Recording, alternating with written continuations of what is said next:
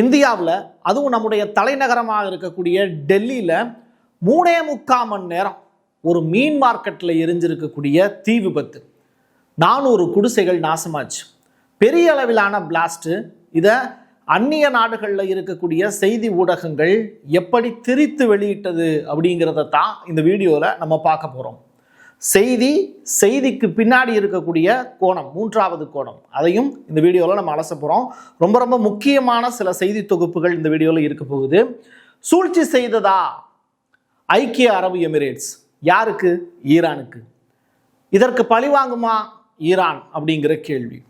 இந்த 2 மிக முக்கியமான விஷயங்களோடு சேர்த்து ட்ரம்ப் அவர்கள் அடுத்ததாக என்ன செய்ய போறாரு? ஈரான் அரசு 3 மிக முக்கியமான சீஸ்ஃபயர் தொடர்பான சில டாக்குமெண்டேஷனை அமெரிக்காவுக்கு அனுப்பிச்சிருக்காங்க. 2 நாடுகளும் பேசிக்கிட்டு இருக்காங்க. விரைவிலேயே சீஸ்ஃபயர் வரப்போகுது. போரற்ற ஒரு சூழல் உலகத்தில் உருவாவதற்கான வாய்ப்பு இருக்குன்னு சொல்கிறாங்க. பார்ப்போம் என்ன நடந்துக்கிட்டு இருக்கு அப்படிங்கிற விஷயத்தை. டீட்டெயில்டாக பேசுவோமா?